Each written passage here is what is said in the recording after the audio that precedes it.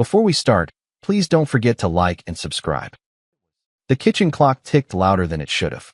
11:43. I sat at the head of the table, untouched dinner in front of me, phone face down, heart pounding like it knew something before my brain did. Then the door opened. Natalie stepped in with the kind of smile people wear when they've been somewhere they shouldn't. Her heels dangled from her fingers, her lipstick was smudged, but not like from wine or laughter. Her blouse was half unbuttoned.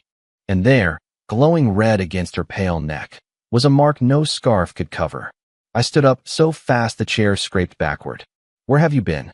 She paused at the doorway, blinked once, then said like it was nothing, "Out with the girls. Relaxing." I walked toward her, every step heavier than the last. "With which girls, Natalie?" None of them picked up. I called Carla, Kelly, even Meredith. You want to guess what they said? She let out a little chuckle and raised an eyebrow. "You're calling my friends now? Since when did you turn into a watchdog?" I stopped a foot from her. The scent hit me, cologne, rich and sharp, nothing like mine. I swallowed hard. "I'm not a watchdog. I'm your husband. Or did you forget?" She smiled. "Hard to forget with all this drama greeting me at the door. You smell like another man." My voice cracked. "And you're marked. Right there." I pointed at her collarbone, my hand actually trembling.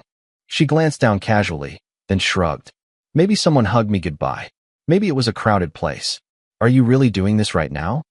You don't even have a decent lie lined up, do you?" I said, stepping back. "You're not even trying. You want honesty?" She narrowed her eyes and crossed her arms. "Fine. I needed space. A night out. Something that didn't revolve around your law firm stories and Sunday grocery lists." I stared at her. "So you cheated?" "I didn't say that," she shot back. "You didn't have to." Her expression changed just slightly. Something flickered behind her eyes. Fear? Shame? No, just calculation. Then came the worst part. Her smirk. "David, you build cases for a living. Where's your proof?" "I don't need proof. I can feel it. In my gut. In the way you walk in like I'm just part of the furniture." She walked past me, brushing my shoulder, cold as ice. "Then go ahead. Convict me in your head. Slam the gavel. You'll still be sleeping alone tonight." She disappeared into the bedroom. The door clicked shut.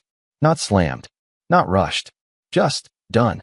And I stood there, barefoot on the cold tile, fists clenched, throat dry, wondering if the life we built was already over. Only problem was, I had no hard evidence. Just a neck mark, a scent, and a shattered instinct that wouldn't stop screaming. The next morning, I got to my office before sunrise. My assistant hadn't arrived yet. The building lights were low, the glass doors still fogged with early January air. I dropped my briefcase onto the chair, pulled out my phone, and opened my contacts. I scrolled past colleagues, clients, old law school classmates, until I found him. Al Rutherford. 10 years ago, he was security chief for a merger case I'd worked on. Smart, silent type, ex-military with a soft spot for honesty. We kept in touch occasionally. Once, he tracked down a mole in a Fortune 500 firm using nothing but paper trails and a coffee receipt. I hit call. "David." His voice was just as gravelly as I remembered. "I need eyes on someone," I said, skipping pleasantries. "My wife." There was a pause, but not a long one. "I'll be discreet," he said simply. "Send me her schedule. Names. Usual spots. I'll handle the rest." 2 weeks passed. 2 weeks of pretending everything at home was normal. Making coffee in silence, sharing a bathroom, brushing past each other like we were strangers in a hotel. Natalie stopped offering excuses. I stopped asking. We lived in the same house, breathing the same air, pretending it wasn't poisoned. And every day, I waited. Until finally, Al texted, "Need to talk. In person." We met at a diner a few blocks from my office. One of those places where the booths are cracked and the coffee tastes like melted batteries. He was already seated when I got there. Same worn leather jacket, same poker face. "Well?" I asked, sliding in across from him. Al set a manila folder on the table. No label. Just a few photos inside. Natalie goes to work. Comes home. Occasionally grabs dinner with the same 3 friends. Kelly, Meredith, Carla. I tailed her to one of those. All normal. What about weekends? Saturday she got a massage. Paid in cash. Nothing weird. Sunday yoga. I followed her both days. She didn't go anywhere she wasn't supposed to. My stomach tightened. Nothing at all. He shook his head slowly. I checked her phone records. She uses a messaging app with encrypted chats. Might be work-related, might not. But there's no unknown number. No late-night meetups. No hotel visits. No guy showing up. I'm not seeing it. I stared at him, jaw clenched. So she's clean? Al took a sip of his coffee and looked me straight in the eye. I didn't say that. I said there's no evidence. I sank back against the booth. The weight in my chest didn't lift, it got heavier. So either I'm crazy, or she's smarter than both of us. She's being careful, he said. That's for sure. And she's not rattled. That worries me more than anything else. What do you mean? Al leaned in. If she was having an affair, she'd slip up. Everyone does. But she's steady, composed. No changes to her routine. It's like she already knew someone might be watching. I looked out the grimy window. Downtown traffic rolled by like the world hadn't shattered under my feet. I smell cologne on her, Al. I saw the mark. I felt it. And now, I feel like I'm losing my mind. He nodded slowly. The gut rarely lies. But without something solid, I can't confirm a thing. He slid the folder toward me. Keep it. If anything changes, I'll call. I didn't touch it. I just sat there, hands in my lap, staring at the manila envelope like it was empty proof of my own failure. When I returned to the firm later that morning, I stood in front of the wide glass window of my office, the one overlooking the river, the courthouse, the commuter trains pulling in and out of the station. This was the part no one warned you about in law school, when truth refused to play by the rules of evidence. I'd built a career on logic, on things that could be proven. Statements, timelines, files, facts. But now, all I had was instinct. A gut wound that wouldn't stop bleeding. And I knew something was wrong. But when you're the only one who believes it, even your own doubt starts looking like betrayal. The cake sat untouched. A small crowd had gathered in our home. Our closest friends, a few of my law firm partners, Natalie's circle from her clinic. Laughter echoed through the rooms. Wine glasses clinked, and the table was loaded with catered food Natalie insisted on organizing. She was the perfect host, smiling, floating between guests, occasionally brushing my arm like we were still in sync. But I felt like I was watching it all from underwater. Even as I forced a smile, cracked jokes, and accepted handshakes, my mind kept returning to that empty manila folder Al had given me. No pictures, no names, no proof. Just the echo of a truth I still couldn't let go of. And then Natalie stood. Everyone, she called out sweetly, holding her glass. Her other hand rested on her stomach. Can I have your attention? Voices quieted. Chairs shifted. I froze with my fork midair. She looked at me, eyes bright, glowing almost unnaturally. I didn't get you a traditional gift this year, David. But I hope this one changes everything. A pause. Then she smiled. I'm pregnant. The room gasped. Meredith covered her mouth. Kelly squealed. Someone clapped. I stared at her. The glass in my hand trembled. And that was the moment. I stood up slowly, lifted my glass with a tight grip. To Natalie, I said, my voice ringing out clearly over the stunned silence. To her and her lover. Gasps again, sharper this time. Several chairs scraped back. Someone whispered my name. I'm not the father, I added louder. But congratulations to whoever is. Natalie's face didn't crack, not right away. She blinked once, twice. Then her lip trembled. What? What are you saying? Her voice was so soft it almost got lost in the tension. I'm saying you should be honest for once, I said, not breaking eye contact. You're carrying someone else's child. And you decided to wrap it up in a birthday bow like it was a gift. David, what the hell? That was Marcus, my college friend, stepping forward. That's your wife. She's not my anything, I said, my voice low but sure. Natalie let out a shaky breath and suddenly covered her face. Why are you doing this? She choked. Why would you humiliate me in front of everyone? No, I said flatly. You did that. The second you walked through our door 2 weeks ago smelling like a stranger. She sobbed. Loud, uncontrolled. And now people weren't sure who to believe. Kelly stepped between us. What is wrong with you? She snapped. She's pregnant and glowing and happy, and you're ruining it with some jealous tantrum? I looked around.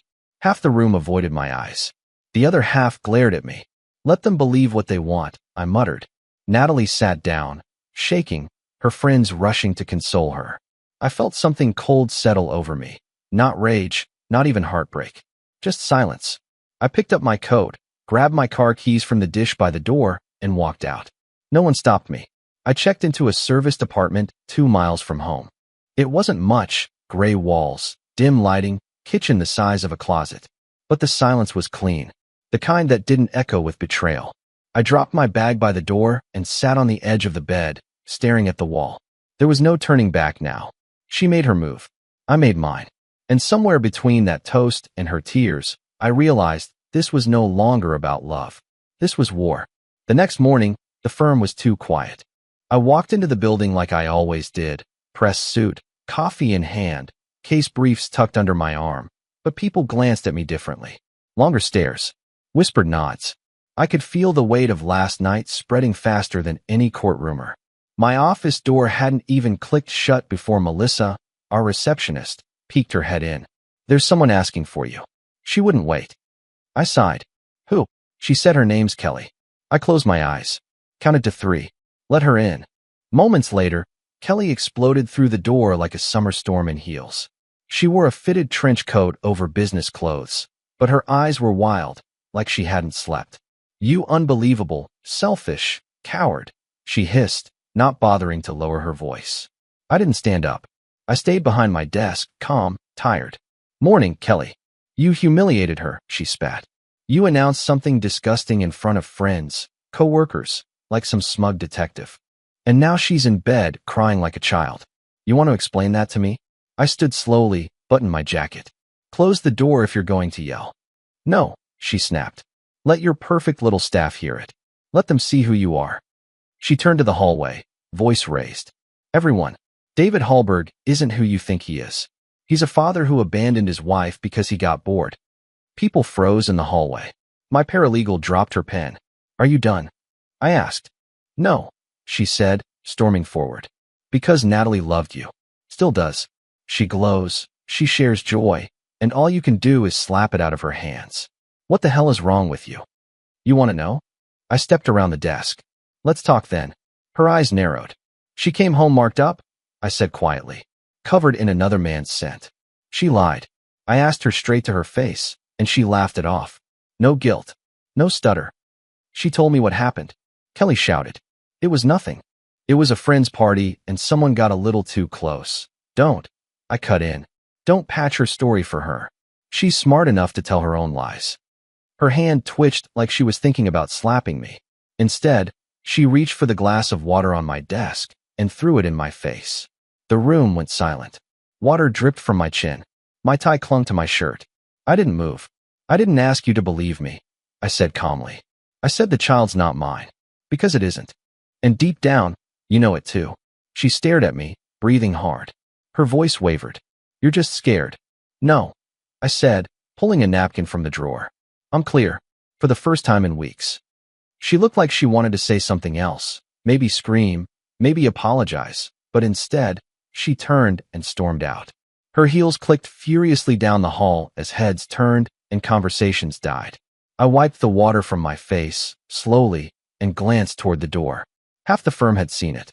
They didn't pretend not to. But no one said a word. I stood there in silence, soaked to the bone, and realized something odd. I didn't feel broken. I felt ready. Because if Natalie thought I'd back down, if she thought this game could be won with pity and public pressure, she didn't know me at all. The first post went up 2 days after Kelly's visit. A glowing sonogram picture, captioned, "The tiniest heartbeat can shake your whole world. 2 hearts. Hashtag grateful mama. Hashtag first trimester joy. Hashtag unshakable faith." The likes piled up fast. Then came the story posts. Natalie in soft lighting, hands on her stomach, sipping ginger tea, surrounded by candles and supportive comments from friends. "You're glowing. He doesn't deserve you. Doing it alone just proves how strong you are." Every time I opened my phone, another tag notification appeared at Natalie Hallberg, at Mother Warrior, at Survivor Mama, each one a little knife. Each one rewriting the story, one filtered photo at a time. In every shot, she was peaceful, serene, portrayed like the patron saint of modern motherhood, rising above a bitter, emotionally distant husband who couldn't handle the miracle of new life. What none of them saw, what no one asked, was what came before those soft-lit smiles. No one wanted to hear about Cologne, or the smirk, or the silence after I asked her to tell me the truth. The sympathy rolled in anyway, and with it came distance. Carla stopped answering texts. Our couple's group chat, dead quiet. Even Melissa, my assistant, now spoke to me with a kind of cautious distance, like I might explode or dissolve at any moment. The worst was when one of Natalie's old co-workers cornered me at a cafe downtown and said, "You know she still loves you, right?" Before walking away without waiting for an answer. I was alone, until the knock on my door Thursday night. I opened it to find Marcus standing there, hoodie on, six-pack of beer dangling from one hand, bag of chips in the other. Didn't text. Didn't call, he said. Didn't feel like asking. He stepped inside without waiting. Marcus and I had shared a dorm in undergrad. Law school. Bar prep. The guy once broke up with a girl because she insulted my brief during a mock trial. Loyalty ran deep with him. And tonight, I needed it more than I wanted to admit. We cracked open a beer in silence. 10 minutes passed before he spoke again. "She's putting on a show," he said, staring at the muted TV. I saw the post. And the hashtags. All of them. I didn't respond. "She's good at it," he added. "Always was. I remember how she used to run that fundraiser at the university like it was a Broadway act." "You think I'm wrong?" I asked, voice flat. He looked over. "Does it matter?" "It matters to everyone else." "I'm not everyone else." He leaned forward, elbows on his knees. "I don't know if she cheated, David.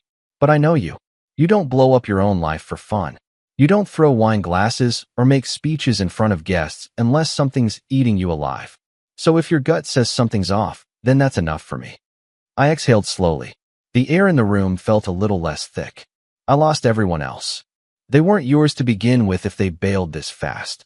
He raised his beer. "To doubt. And to stubborn idiots like you who keep chasing the truth even when no one claps." We drank. That night, as he fell asleep half sitting on the couch with his hoodie pulled over his eyes, I sat near the window and watched the city breathe. The apartment felt less like exile and more like a foxhole. And that quiet, flickering loyalty from one old friend, it was enough to make me stand a little straighter the next morning. The war wasn't over. Not even close. It was raining the night she showed up. Not a light drizzle, either. One of those cold, steady Virginia storms that soaks you through just walking across the street. The kind that makes the world feel heavier. I just finished clearing out some paperwork when the knock came. 3 slow, deliberate taps. I didn't move at first. Just stared at the door. When I opened it, there she stood. Natalie. Hair damp. Raincoat clinging to her frame. No makeup, no filters. Just her, plain and real, like she'd peeled back some part of the performance. "Can we talk?" she asked. Calm. Soft. Not defeated, controlled. I stepped aside without a word. She walked in like she belonged. No hesitation. Took the same seat she always used at the kitchen table, the one with the loose leg she never let me fix. Her hands folded on the surface like she was waiting for a chess match to begin. I sat across from her. The rain tapped at the window behind us, steady as a metronome. She spoke first. "I want you to come home." I blinked slowly. "That's what you came here to say?" "I miss you," she said, eyes steady. "I miss our life. The quiet. Your cooking. The way you always double-check the door lock before bed." I leaned back slightly. "You don't miss me. You miss control." She flinched, but only barely. "I'm not the villain, David," she said, almost tenderly. "Things got messy, but we're still us. We can fix it." "No," I said. She tilted her head. "No?" I leaned forward, locking eyes with her. "Take off the mask, Natalie. I'm filing for divorce." "There." I said it. And for a full 5 seconds, she didn't move. Didn't blink. Then she exhaled through her nose and stood up slowly. Not a tear. Not a plea. Just a quiet nod, like we were wrapping up a casual meeting. She reached for her coat. "I thought you might say that." "That's all you have to say?" Her voice was unreadable. "You've made your mind up. What would it change?" "You're not surprised?" "No," she said. "I'm not." She walked toward the door. I didn't stop her. But right before she opened it, she turned back. "You always thought you could see through people, David. But you never looked deep enough." And then she was gone. No slammed door. No broken words. Just silence and rain. I stood there in the middle of the kitchen, the ghost of her perfume still clinging to the air. Something about her calm, it didn't sit right. This wasn't guilt. This wasn't heartbreak. It was strategy. She wasn't blindsided. She was ahead.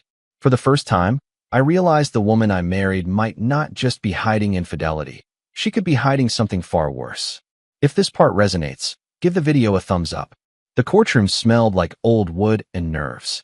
I sat alone at the plaintiff's table, file folder in front of me, pen perfectly aligned with the yellow legal pad I hadn't touched. My lawyer, Margaret Howell, sat beside me, flipping quietly through our documentation. She was composed, steel-spined, but even she kept glancing toward the doors. Because Natalie was late. Not by much, maybe 3 minutes past the hour, but the courtroom was already filled with that electric anticipation, like the seconds before a lightning strike. And then the doors opened. She entered in slow, measured steps. Cream-colored dress. Flat shoes. No jewelry. Her hair was pulled into a low ponytail, and she walked just behind a man in a sharp gray suit, her attorney. From the look of him, tight jaw, silk tie, tablet already in hand, he wasn't here for peace. Natalie looked fragile. That's the word they would use. The one the judge would remember. Not guilty, not defensive, just fragile. She sat down across from me without meeting my eyes. And then the games began. Your Honor, her lawyer said, rising with a slight bow of the head, Mrs. Hallberg has suffered immensely over the last several months. This case is not about infidelity or wild accusations. It's about emotional cruelty, withdrawal, abandonment, conduct that no spouse deserves. I leaned forward, barely able to breathe. Margaret placed a hand on my forearm. She is currently carrying a child, he continued. And despite this, Mr. Hallberg made the choice to humiliate her publicly, on his birthday, no less, in front of friends and colleagues. He then vacated the marital home and refused to engage in meaningful reconciliation. That behavior amounts to marital misconduct under Virginia Code. The judge nodded slightly, making notes. Margaret stood. Your Honor, the basis of our case is that Mr. Hallberg had reason to believe the child is not biologically his. This was not abandonment. It was a measured response to serious doubts in the integrity of the relationship. Natalie dabbed her eyes with a tissue. A tissue. I hadn't seen her cry in years. Not when her mother passed. Not when we lost that early pregnancy 6 years ago. But here she was, breaking down on cue. Just enough to blur the edge of her voice. Just enough to make her seem overwhelmed by her own virtue. She's playing them, I whispered. I know, Margaret said softly. Let me do the talking. Her lawyer continued. We are requesting full use of the marital home until the child is born, spousal support through the end of pregnancy and 6 months postpartum, and control of shared assets, given the emotional toll David has imposed. I stood up. I didn't mean to. I just couldn't stay seated. Your Honor, I said, trying to stay even, I'm not abandoning anyone. I asked her, to her face, whether she'd been with someone else. She laughed. She walked away. I'm not trying to punish her. I just want the truth. I don't believe the child is mine. And that matters. The judge looked over her glasses at me. Do you have proof of infidelity, Mr. Hallberg? I hesitated. No, just instinct. Natalie's lawyer pounced. Exactly. No paternity test. No photos. No admissions. Just a hunch. And a hunch shouldn't leave a pregnant woman homeless. Natalie let out a soft sob. The courtroom fell still. The judge glanced toward her, then back at me. Until we have something more substantial, Mr. Hallberg, your instincts are not evidence. At this time, temporary support will be granted. Full use of the marital home awarded to Mrs. Hallberg until further hearing. My hands clenched beneath the table. The sound of the gavel hitting the bench was somehow louder than it should have been. Case adjourned. Natalie stood slowly, her hand resting briefly on her stomach, the tissue still clutched in the other. As she walked past me with her lawyer, she didn't say a word. But for just a second, her eyes met mine, and what I saw wasn't grief. It was calculation. I didn't sit down when we got back to the office. I paced, slow at first, then faster. My shoes made sharp clicks across the hardwood floor, echoing between the bookshelves and the heavy framed law degrees lining the wall. She cried on cue, Margaret. I snapped. She pulled a tissue out like she rehearsed it. And that judge? She fell for it. Margaret Howell sat at her desk, calm as always. She unbuttoned her blazer and crossed her legs. Judges aren't machines, David. They respond to what's in front of them. And what was in front of her today was a pregnant woman claiming emotional trauma. I turned sharply. You think I caused this? I think, she said slowly. You underestimated your wife's ability to perform under pressure. She's not just performing. She's rewriting the whole story, I said, pointing toward the door like the courtroom was still down the hall. I'm the guy who walked away from the marriage, apparently. The guy who couldn't handle the miracle of life. That's what they see. Margaret raised an eyebrow. You did walk away. I stopped pacing. You know why. She nodded. But they don't. And without proof, the court won't care. I ran a hand through my hair. So what then? I just sit here and wait for her to take everything? Margaret was quiet for a moment, then pushed her chair back and stood. There's one option, she said, her voice a little more careful now. I looked at her. What kind of option? A polygraph. I frowned. You think she'll agree to that? She won't have to, Margaret said. We can motion for it. Present it as a character integrity check. Voluntary, but influential. If she refuses, it plants a seed. If she agrees and fails, it blows this open. I stared at her, the idea sinking in. She won't pass it. No, Margaret said, walking toward her filing cabinet. But if you're right, and you really believe that child isn't yours, this is the only path that tips the scale. I sat down for the first time in an hour. All the fight in me had turned to quiet resolve. This is my last card, I said. Margaret pulled a folder and set it on her desk. Then let's play it right. She didn't meet my eyes when I walked into the courtroom. Natalie sat at the defense table, hands folded, lips tight. Her hair was tied back the same way it had been at our wedding, and I almost let myself remember who she used to be, before the performances, before the hashtags and tissues and pity. But the moment I sat down across from her, I saw it. She was afraid. She didn't show it like most people. No shaking, no panic. But I'd lived beside that face for 10 years. And beneath the stillness, I recognized what she was doing, bracing for impact. Margaret leaned toward me and whispered, "Stay calm. Let the truth do the shouting." The judge entered. Formalities passed in a blur.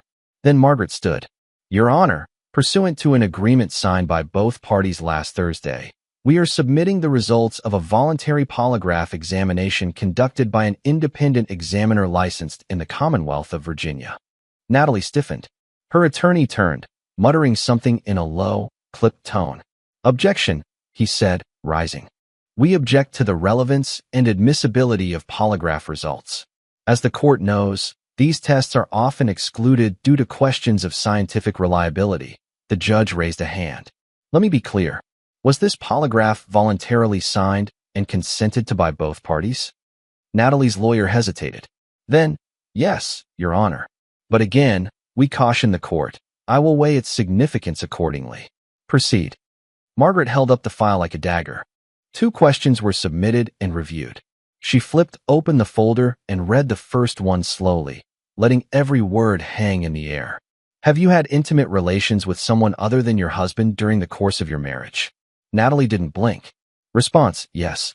Result, determined to be truthful. A sharp gasp came from behind us. Someone's pen hit the floor.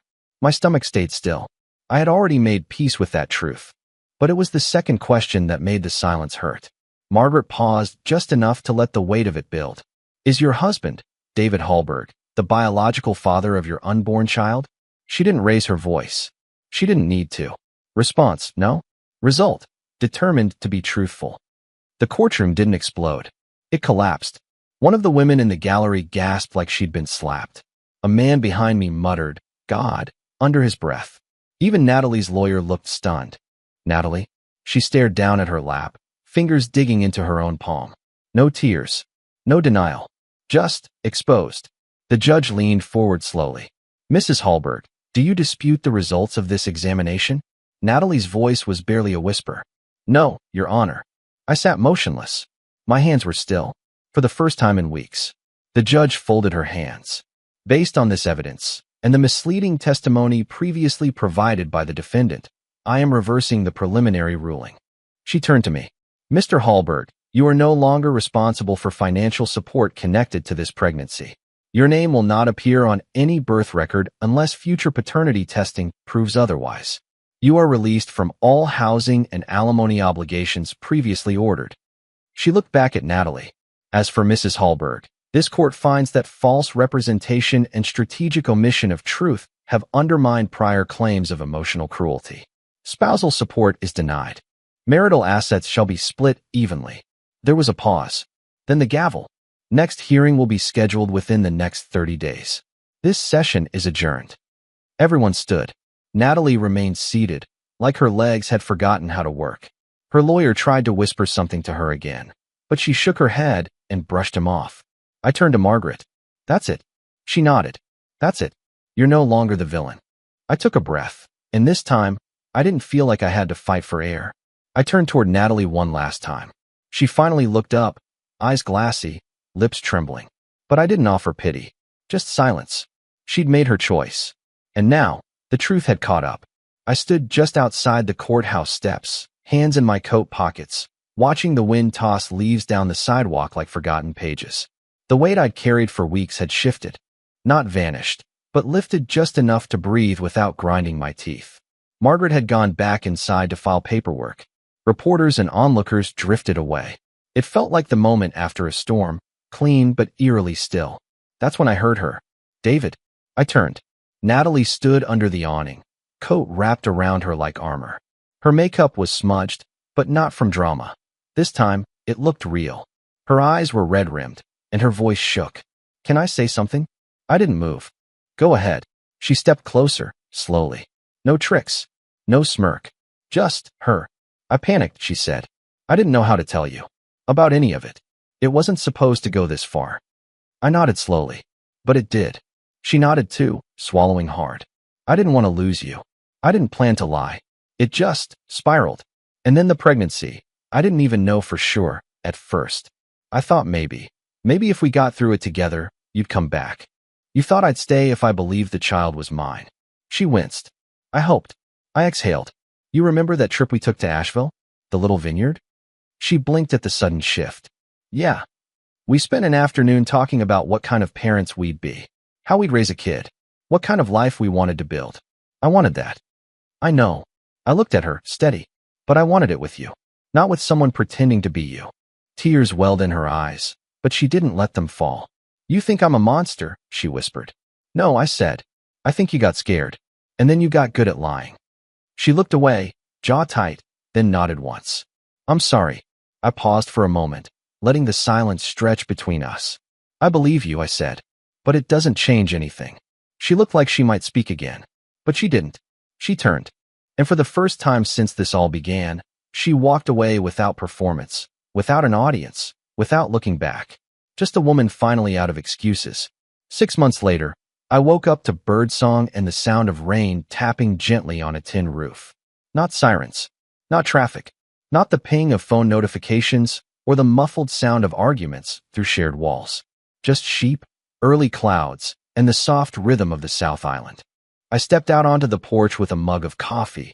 Instant, terrible, perfect, and watched the fog roll over the hills like a living thing. The land was green, but not loud about it. Just quietly alive. This wasn't a vacation. This was home. After the court finalized the split, I sold the house. Natalie had already moved in with someone else, someone I didn't care to learn the name of. She signed the paperwork quickly, without drama. I took half of everything we built, boxed what little I still cared to own, and booked a one-way ticket. New Zealand had always been a fantasy. Back in college, Marcus and I used to joke that if we ever lost everything, we'd herd sheep on a hillside somewhere and make wine no one bought. It was supposed to be a punchline. Now it was a life.